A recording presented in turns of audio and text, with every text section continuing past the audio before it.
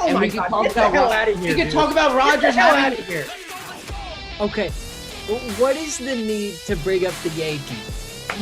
It's just stuff to bring up because Are you kidding me? Come on, dude. This came out of nowhere. not.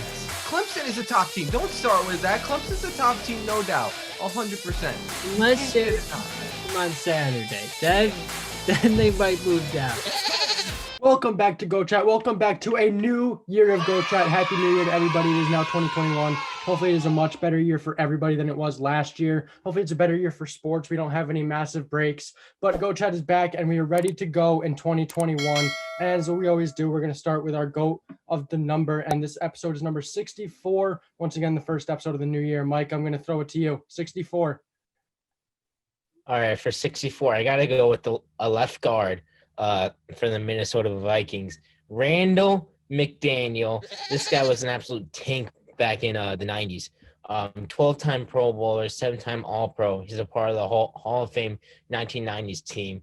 Obviously, you can't really bring up too many stats for offensive linemen besides the recognition they get through Pro Bowls and All-Pros, and he has that. He had 12 straight Pro Bowls and just a little break between his first and his last All-Pro. So we always like to talk about the consistency of greatness throughout their career, and Randall McDaniel definitely has that on his resume. Matt, I think you're going to be going with a guard on the other side, a right guard, based on your background here. Yeah, you got the wrong team, Mike. I'm going to have to go with Jerry Kramer. He's a 5-time All-Pro, 3-time Pro Bowler, 2-time Super Bowl champion, 5-time NFL champion before there were Super Bowls, and he was a Hall of Fame of the all 1960s team. And most importantly, he was the so-and-so forth bodyguard for one of the greats in Packers history, obviously Bart Starr. He was backing them up. He was a big piece of their 2 Super Bowl runs right away in 1962 and 1960. No, wait, it was. I don't remember when it was. It was the first 2. 66, 67, I think, because the Jets won in 68. Sure, around the first 2 Super Bowls, whatever years those were, I can't ever remember. But he was a big piece of that offensive line, and obviously a team, especially a Super Bowl team, they have to have a good offensive line to get there. You can't run on a bad offensive line, so I'm gonna have to go with Jerry Kramer. Tommy. Yeah, I mean, that's a great pick, Matt. I'm going to agree with you there. It's got to be Jerry Kramer. You gave all the stats. He's a Hall of Famer, 3-time Pro Bowler, 5-time All-Pro. He had a great career with the Packers, with your team, and you mentioned that he won 2 Super Bowl titles with them as well. So, yeah, you covered a lot of it, but I agree. I think that he is the GOAT, the number 64. Yeah, I'm going to wrap it out with another Jerry Kramer pick here. Now, one stat that you guys didn't mention, and I think it was the most bizarre thing that I found, was that a right guard was actually the Green Bay Packers kicker for 2 years of his career. He kicked for them for 2 years, and he had an 84% positivity or a field goal make percentage in his first year. It dropped down a little bit to a 41% in his second season. Not numbers that we see anymore, but definitely just the fact that a right guard could go out there and kick those extra points and kick those field goals is something just amazing. I mean, Matt mentioned the Super Bowl championships, NFL championships, the Pro Bowlers, and the All-Pros. But I mean, Jerry Kramer, I mean, to show you that how he's a right guard and he's also a kicker, they're very versatile, something that you love to see. He's got to be 64. Shout out Andy Reid. Shout out Andy Reid. Patrick Mahomes made his Twitter profile picture Andy Reid back in his day when he was playing. He was actually number 64. I thought about going with him, but Jerry is the definite pick for me. All right, Mike's shaking his head. We're not gonna watch him. We're not gonna listen to him. Anything. That was the first GOAT pick of 2021. There's gonna be many more to come. As I've already said, GOAT Chat is very excited to show some new things here in 2021. We'll get into all that stuff as the year goes on. But for now, we're just gonna get into our next segment. Welcome back to Go Chat, and we are now filming in 2021. But for this segment, we want to reflect on all the sports moments that happened in 2020, because obviously 2020 was such an eventful year. For some unforeseen circumstances, obviously there's been a huge global pandemic that's affected a lot of lives and families. But we do want to mention all the great stuff that's happened throughout the the sports world throughout 2020. But we do also want to first mention by saying 2020 didn't start off too well for the sports world, as on January 26th, I think we had lost Kobe in 2020 to a plane crash or helicopter accident. So definitely just continued rest in peace to Kobe Bryant. He was always one of our favorites here on Go Chat, and he will always be missed. But I'm going to swing it to Matt first. What was your biggest sports moment from 2020? I mean, first off, to just think about how every professional sports league came together through this pandemic and found a way to play is actually amazing. I mean, I think the first professional of the top four, the big four sports, was MLB, right? Yeah. MLB, NBA, NHL, NFL, I think.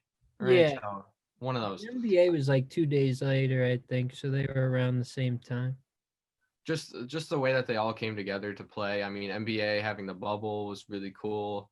And then obviously all of them going into protocols and stuff.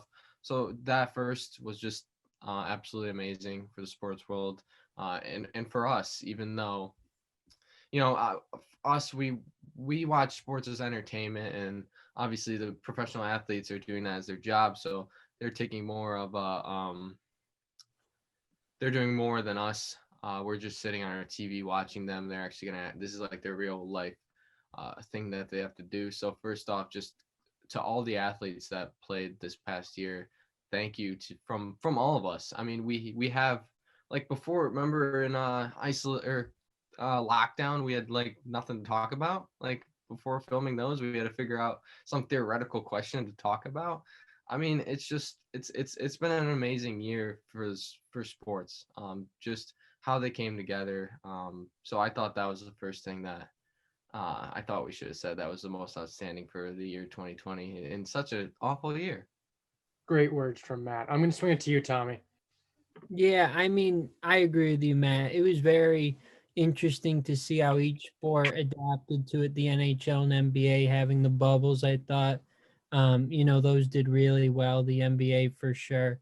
I don't think either had positive tests, right? So they were able to get through that, very well. And the Lakers winning that title, and then Tampa winning the title in the NHL as well. Those were great moments. And, for baseball, it was really interesting to see, they did summer camp, like spring training in their home ballparks. That was definitely something we're not used to seeing. But no, I definitely agree with you, Matt. It was great how they were all able to come together and, give us something to watch because, yeah, what was it, like 5 months with no sports and so many things canceled, the NCAA tournament, lots of baseball games, basketball The games. Olympics. The Olympics. Yeah, the Olympics, that's right. So yeah, it was definitely great to see what they were able to do. And, just to add on to what Tommy was saying there, I actually had the privilege to talk to 3 Ithaca College alum. Anybody who's watching knows that all 4 of us go to Ithaca College. I had the privilege to talk to 3 Ithaca College alumni who were actually in the bubble in Toronto with the NHL. And throughout our interview, I was talking with them about like what their greatest moment of being up in the bubble was. And this was prior to Tampa Bay winning the Stanley Cup. And all of them in unison pretty much said that the greatest moment hasn't come yet. They were all waiting, and they had all prepared so much throughout everything. And honestly, I mean, putting lives on the line to make sure that their sport and everything that they're doing is going off and going well, that their greatest moment was going to be when whatever team it was, whether it was the Tampa Bay Lightning or, God, I don't remember who they were playing in the finals. Dallas Stars. The Dallas Stars. Whenever they rose the Stanley Cup, like that was going to be their top moment of 2020 because it showed that they completed something and that they really made something out of the year that we've all been dealing with. And it gave those people at home who are watching the Stanley Cup final, it shows to them that, stuff can happen. Like, yeah, we're in a global pandemic and we all have to be incredibly safe. But when we put so many minds together and all search for a common goal, like we can all eventually raise this trophy at the end of this. And just talking with them, it was absolutely incredible to hear their stories throughout the bubble and everything that they had to deal with. But Mike, I'm going to swing it to you now. Yeah, obviously, all of these athletes and all these sports organizations coming together, even outside the big 4 sports, even like MLS and like soccer, across the pond in Europe and whatever you want to talk about. Big props to any league who were able to, like finish their season fully without any major losses because of the coronavirus and all that stuff. So big props. And obviously one of the biggest moments of 2020, the Tampa Bay Lightning hoisting the Stanley Cup. They've had a little bit of a drought. They've choked in the past five years or so. There's a lot of talk about John Cooper, their head coach, being fired if they didn't win this offseason, but they rose to the occasion. Steven Stamkos, a really iconic player in the NHL. He only played one game, but he made a big impact, and he was able to raise that Stanley Cup at the end of it. And that's obviously a big moment. And another big moment, Steve Cohen coming in, saving the Mets. He's taken the Wilpons curse off of them. Absolutely a momentous occasion for all Mets fans and even for baseball fans in general. It's going to make baseball way more exciting to have both New York teams, spending big money, being competitive. And I know Connor doesn't like that. Tommy understands how important this is for baseball as a whole, right? But even if you don't like the Mets, this is going to absolutely change the landscape of the MLB. And hopefully Steve Cohen will make a major impact, because there would be nothing more Mets-like than this huge billionaire coming in and then the Mets still flop flat on their face. So hopefully, Steve Cohen, that's going to make a huge impact. We still have yet to see, as MLB free agency is moving really slow right now, but those are definitely two of the biggest moments of 2020 for me. So I'm going to pose another question, and I want to hear everyone's favorite on the court, on the field moment of 2020. And I can start here just to give you guys a little bit of an idea. But obviously all throughout the summer and even through the fall and even far years and years before this, we've had so much systematic racism all throughout the United States. And the NBA was really the first to stand up against it. And we first saw it with the Milwaukee Bucks, who canceled their games to make phone calls and to try to help in any way. And I think the biggest on the court thing that happened was when Jamal Murray of the Denver Nuggets was wearing shoes that had a picture of Breonna Taylor on one and a picture of George Floyd on the other. And I think it was the best game that he had played in the bubble.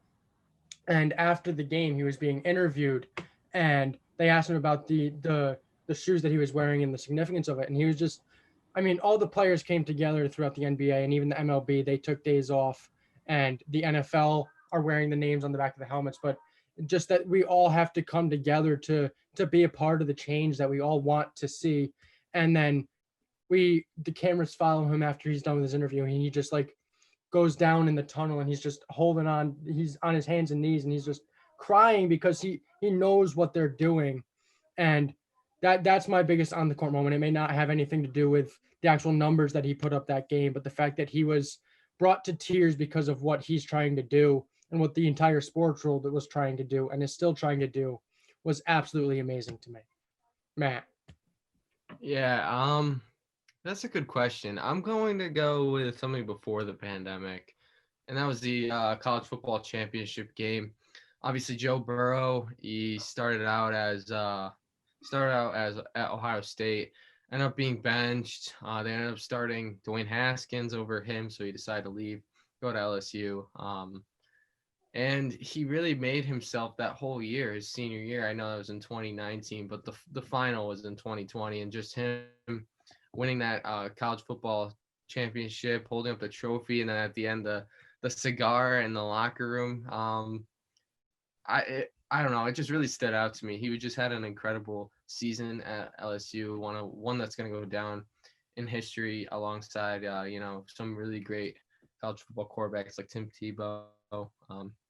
I don't know. It was such a good performance. And I even bought his jersey afterwards I won a bet for the jersey. It was only like $20 though too, and it looks pretty nice. So that's going to be my pick. What wasn't Odell in the locker room with LSU after the He championship? was. Didn't he get in trouble? Yeah, He the did. school got in trouble, I think. Right. Yeah. I remember that. All right, Tommy. Let's hear your on the field. I'm guaranteeing you're going baseball. So what's your on the field moment?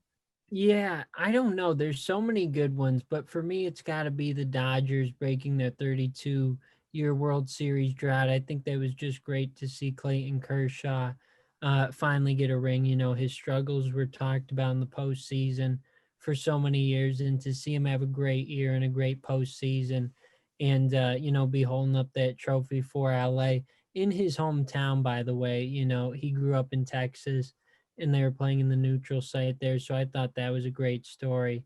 And there were some good Yankee moments as well, personally. One I think about is the Yankees and the Mets. Aaron Hicks had a big game tying home run. That was one of my favorite moments of the year. I know Mike loved it. But that was a great one. And there were a lot of good on the field moments. I think Connor and Matt, you had great picks for that. But yeah, those are my picks, the Dodgers, and that's the big one. Not the Yankees losing to the Hey, Rays. Mike, why don't you give us? We don't have to talk about We that. don't have to talk about the Yankees losing. They don't very often. So, Mike. That's true. Well, I actually was going to talk about that. I think that was definitely one of the more momentous occasions that happened in 2020. The Yankees coming in to this shortened season with such high hopes. We all four of us, picked them to win the World Series. It's not like they were like riddled by injuries in the playoffs. They were totally healthy, but they just weren't, good enough. So I feel like, with a franchise that, has this aura of winning around them, losing to this small market team down in Florida, in the little city of Tampa Bay, I think that was a pretty momentous occasion. Just something to throw out there. But besides that, let's talk about something not as great as the Yankees losing.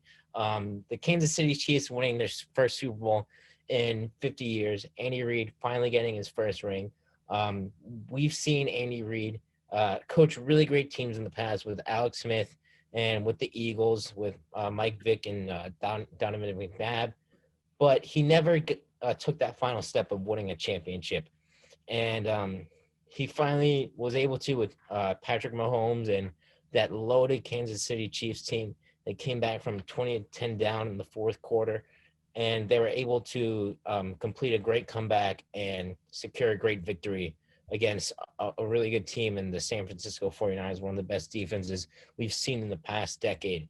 So I thought that was a really momentous occasion, breaking another big drought for the Chiefs in their own respect in relation to the Dodgers. But I feel like those two moments really stood out to me the most, especially the first one. Go ahead, Tommy. I'll give you a chance. Go ahead. Yeah, I thought this was supposed to be kind of like a positive thing. Oh, it's extremely positive. I have No. no clue what you're talking about. I mean, it is positive for the Rays.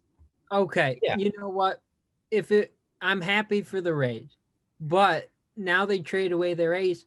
So what does that mean, Mike? Mike, how is one of your best moments of the year the Yankees losing? It's not even the Well, Rays. it was such an underdog story, and then the Rays go on to take the Dodgers to 6 games or 6 or 7 in the World Series. I'm pretty sure it was 6. Yeah. I mean, what an underdog story. The heavyweight favorites. I mean, this is like, oh my gosh, this is like a big heavyweight boxing knockout. You know what I mean? I'm out. Now, if we're talking about underdog stories, how about the Miami Heat getting the NBA Finals? I mean, that's definitely an underdog story there. It's got to be. They beat the number 1 Bucks in 5 games in the semifinals of the Eastern Conference. That's definitely a big underdog story. Jimmy Butler played his absolute heart out in the finals before they lost to the Lakers in 6 games. But that's definitely a big underdog story there as well. All right, I got a question.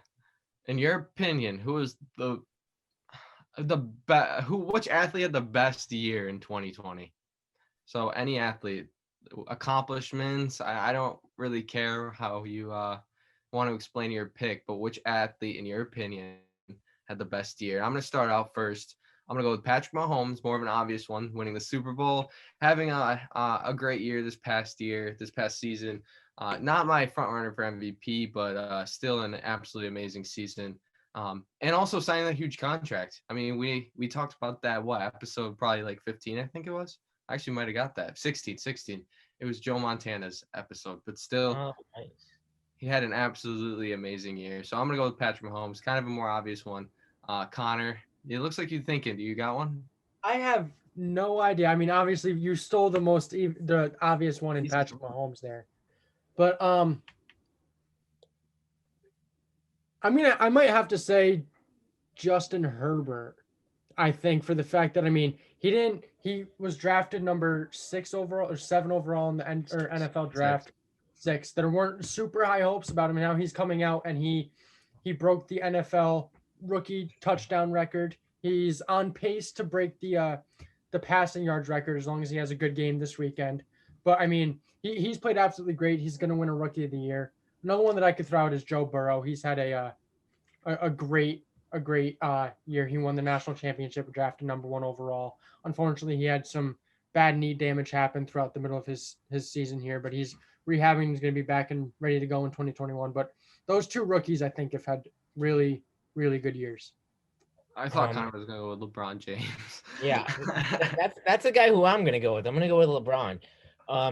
Michael Jordan came out with this huge documentary, The Last Dance, with ESPN 10-part docu-series that really solidified his legacy and really put it into like an actual vision. But LeBron came back. He made his 10th final, won his 4th, and he really played well throughout the whole NBA playoffs.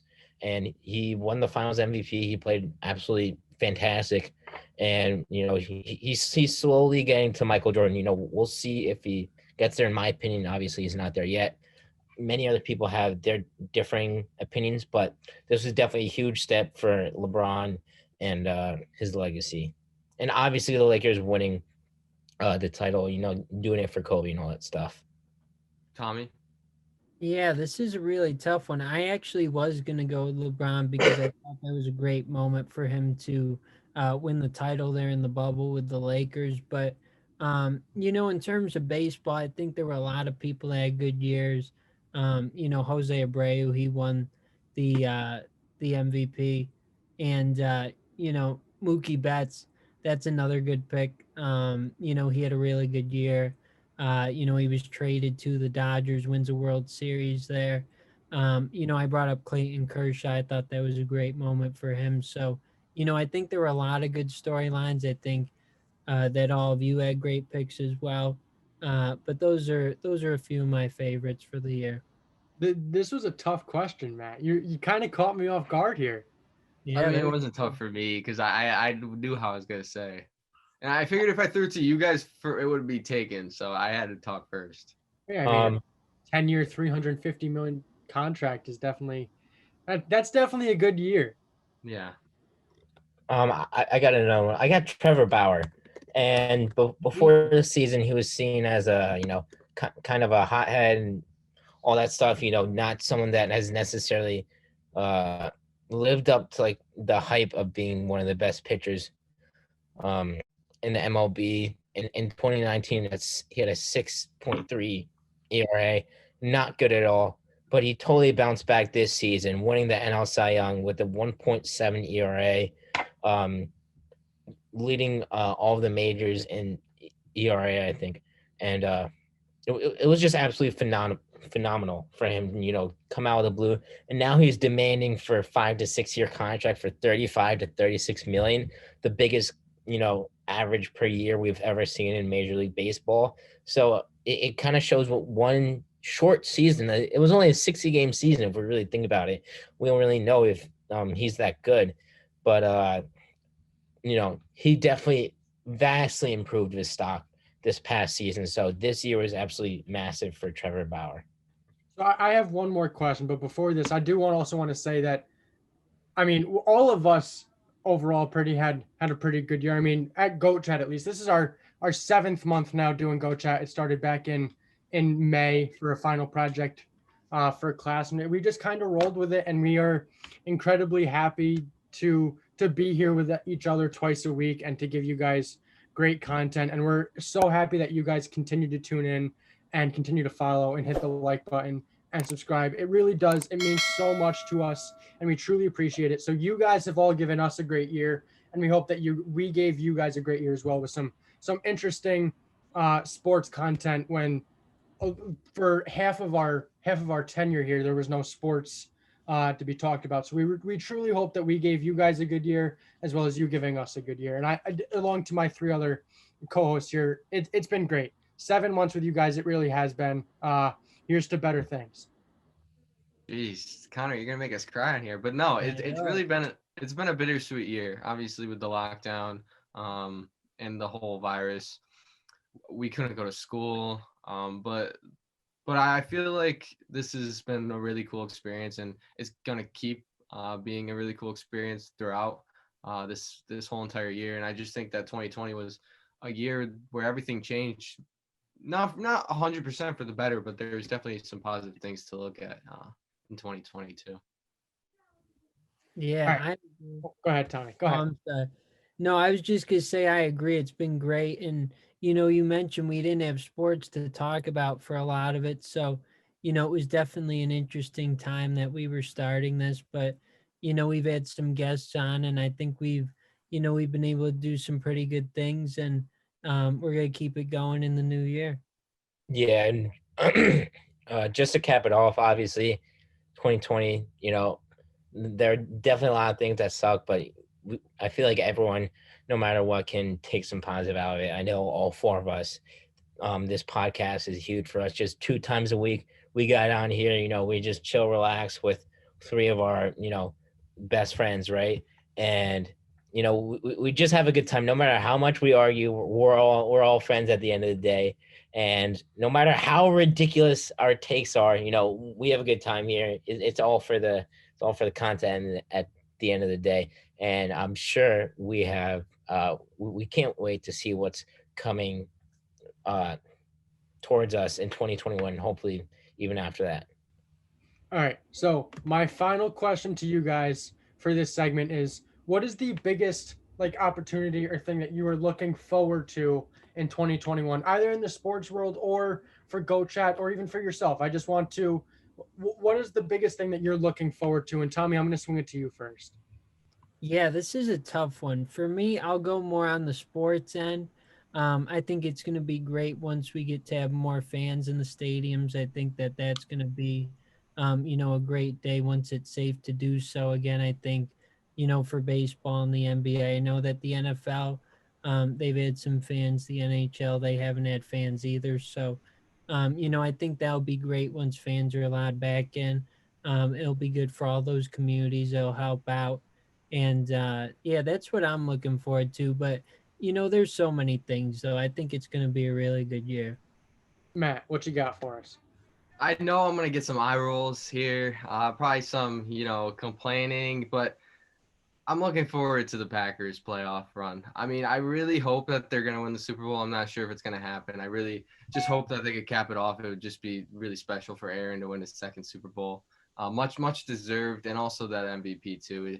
It's looking like it's gonna be in his way, unless he has a half decent game on week 17. We never know what's gonna happen, but just really looking forward to the NFL playoffs. I always love it, and also the NCAA tournament. We missed it last year, and hopefully the Olympics. Who knows? I'm probably saying it's unlikely, but you never know. So that's what I'm looking forward to sports wise. Mike, what you got? Sports wise, I'm looking to MLB free agency. Hopefully the Mets can swoop some big fish out of that pond. Steve Cohen really flex his financial muscles there. What else? Dak coming back in 2021. Hopefully him and the Cowboys get a contract together. That's definitely going to be something I have my eyes peeled towards every Sunday. How his ankle's doing and all that stuff, his recovery. Besides that, obviously, we want fans back in the stands, like Tommy said. What else? Hopefully the Celtics, make some moves. I don't know. But really those are the 2 biggest things. And, obviously looking to grow our audience here. That's obviously another big one, that a common thing that we all want to do in 2020. Yeah, so I'll just finish this up here. So biggest sports thing for me is I just want the Jets to get a competent team out on the field. At the end of the day, I just want a competent team that I can root for. But no, in all seriousness, I mean, getting fans in the stands, getting people at games, it's going to be so huge, and hopefully we can hit that in 2021. Obviously, the NFL has been doing it, and let's just hope that the rest of these major 4 sports leagues can also have some seats filled in their stadiums. Here at Goat Chat, we definitely just want to keep giving new content, new opportunities, and everything. More guests, just keeping you guys on your toes and bringing new stuff to the table and just keeping you guys entertained. And then for me personally, at least, just to be able to be back at school with my buddies and hopefully do this within close contact with each other. It's just this Zoom it just stinks. It stinks. But we make it work, and I'm just super hopeful that 2021 can bring us all back together on Ithaca College campus. Agreed. 100%. All right, I think that kind of wraps up a great, not necessarily segment, more like a conversation, a wholesome conversation, whatnot. But I think that'll take us right into our next segment, and then we could wrap up this episode. Welcome back to Goat Chat. We are back to finish off the episode with Goat Picks. We have a new champion, myself. Quick speech. I've done this before, how the turntables have turned, blah, blah, blah. Leaderboard, there's a new leader, and I just want to say quick speech. I would like to quote Michael Scott in saying, well, how the turntables. Well. How the turntables. He stopped there because, he's pretty idiotic. But, I'd like to go back to the jokes and the ridicule about me being on the bottom. I think pretty sure I had 2 while everyone else had 4. So everyone was just, throwing jokes at me about being at the bottom. Matt, we'll start with you. You're still there on the bottom, but it's okay. On the bottom and pick'ems, on the bottom and go to the week. But now I'm on the top. I'd like to thank my family, my friends, Luka Doncic, and LeBron James. I'm so humbled to be the king of the Goat Chat. King of Goat of the week. I'm not going to say king of Goat Chat. But I am so humbled to be at this position. And Dane, take some notes about being on the bottom to get to the top. I've really done this, and I'm going to do it with the Goat Picks. I promise one day. But we'll get into the Goat of the week. I've rambled enough. Tommy, who is your Goat of the week? Shout out. I said shout out to the Steelers, Seahawks. I don't know. Every team I picked against Mike, even though I didn't believe they were going to win. And shout out to Mike for blowing a lead like the Clippers. I had a 3-game lead too. I had a 3-game lead. Yeah, I'm just happy to be here. Connor tossed the crown to me. I'm not putting that on my head. No, we're not doing that. But I'm excited. I'm excited for this season to see who wins this season. Maybe Tommy and Mike can get up there. But we got 4 great Week 17 games. Some have playoff. Actually, all of them I think have technically playoff implications. We're going to start with the NFC East. We got rivals, the Cowboys and the Giants. In this game, the winner of this game, given the Eagles beat the football team, which we're going to pick later, they would be going to the playoffs. So Mike can have his precious Cowboys in the playoffs. I know he's thrilled about it. So I'm going to go with the Cowboys. I actually think the Cowboys are going to make the playoffs. That kind of alludes to my later pick, but I'm going to pick the Cowboys. Mike, who are you going to go with? Yeah, I agree. I think the Cowboys are going to make the playoffs as well. I've seen nothing out of the Giants ever since Connor hyped them up. While I've seen the exact opposite out of Dallas. They've been playing surprisingly well, and I'm going to take Dallas here. Connor hypes up the Giants. They start to just lose. Mike hyped up Kyle Trask. He throws. That was worse than the Giants. That literally blew the whole ship up for me last season. Go ahead, Connor. Well, I'm going to pick the Cowboys. I do think the Cowboys have a legitimate shot to make the playoffs. They looked really good last week against their game against the Eagles. Like ridiculously good. CeeDee Lamb had a really long touchdown that pretty much sealed the game. I think the Cowboys win. Tommy.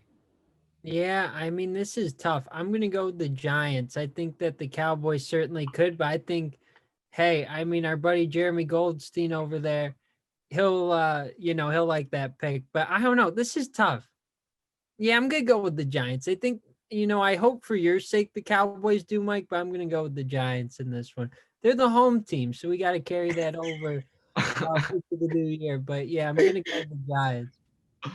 All right, next game we go to the AFC North with the Steelers and Browns. Mason Rudolph is starting this game, so keep that in mind while you pick. It's going to be Mason meeting Miles for the second time, kind of a reunion to start out 2021. I'm going to go with the Browns. They need this win. If they lose, if they lose, it's really difficult for them to make it. I think 10%. If I was looking at the projections, I know Connor loves Probabilities those. don't matter. Connor does not want to hear probabilities. Yeah, I'm going with the Browns, Mike. I'm going the Browns as well. I think Big Ben is limited as a quarterback, and their offense is very anemic with them. And you throw in Mason Rudolph, who is much worse than Big Ben, and I think they're going to have a lot of problems. Plus, the Browns get a lot of their wide receivers back this week. I know Rashard Higgins, Donovan People-Jones, and a couple others were activated off the COVID list. So I think that problem will wash away for them, and the Browns are going to make the playoffs by winning this game. Connor, Browns. Tommy. Yeah, it's gotta be the Browns for me. They're gonna make the playoffs for the first time since 2002. The Steelers haven't looked great. They did have that big comeback win against the Colts last week. I think, that's a positive step for them. But at the same time, you mentioned Mason Rudolph is in there. And, they're going to be resting people. I think, it's going to be a good game. But I think that Cleveland's ultimately going to win. Tommy, it's funny of you to mention the Oh, Steelers beating the Colts, because that's one of the games that Mike picked wrong that helped Matt win the. Oh, no. What a game. 24-7. How do you blow that lead? Like, they have such a good defense too. I don't get it. I just don't. Ask Anyway. yourself. You had a 3-point lead. How do you blow that lead?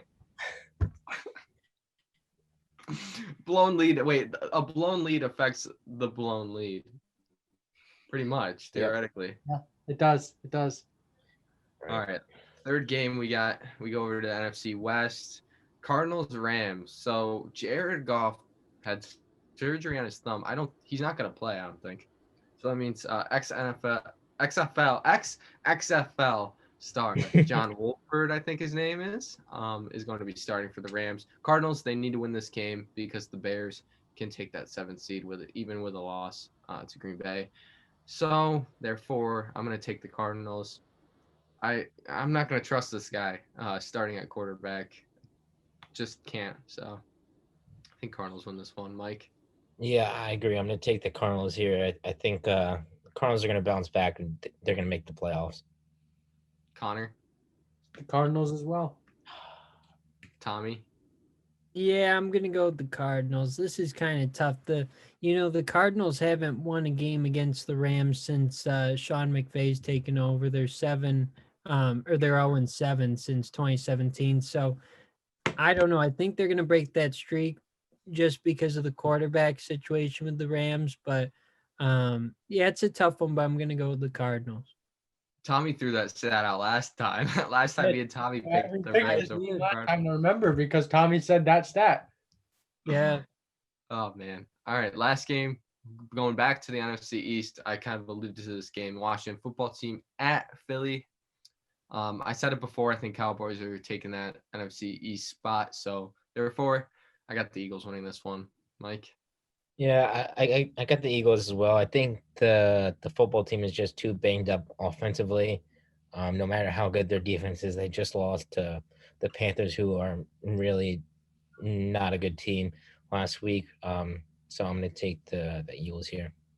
Panthers are decent, but you got to Yeah, they're decent, but I think the Eagles are decent as well. Connor?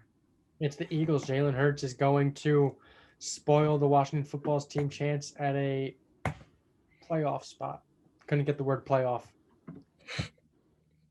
Tommy? Yeah, I disagree. I think Washington is going to win this game and they're going to be in the postseason. That's my pick. I don't know. The Eagles are 4-10-1 on the season. I don't have too much faith in them. I know that Jalen Hurts has looked good as of late, but I have the football team here. I think that they're going to win this and, make the postseason. Tommy, Philly is the home team. They're playing at Lincoln Financial. See, I should be picking Philly because they're playing at home, but I got to go with Washington here. They're gonna be eating all those Philly cheesesteaks and listening to the Rocky anthem, Tommy. Come on. I know. See, that's tough to compete with, but I still think that Washington's going to be able to do it. All right. Well, I think that's going to wrap up in episode number 64 of Goat Chat, the first episode of the new year. As we've said all throughout, we have some great stuff coming for you for the new year. So definitely hit that like button, hit subscribe, hit the little bell so you get our post notifications. And then we'll be back again next Wednesday.